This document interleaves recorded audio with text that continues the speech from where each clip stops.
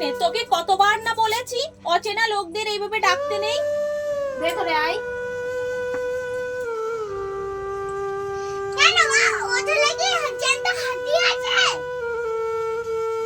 ও নাকি ঝোলা থেকে অনেক অনেক মিষ্টি বের করতে পারে।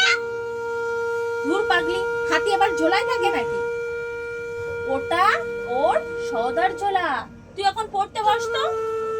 দেখি না মা, একটু খুশি দাও না মা। চলো দাও না, কিনবো। না, এখন পয়সা দেওয়া যাবে না। আর সাবধান করে দিচ্ছি আমি, ওর সঙ্গে বেশি কথা বলবি না, ধরে নিয়ে যাবে কিন্তু। তুমিও যেমন মা।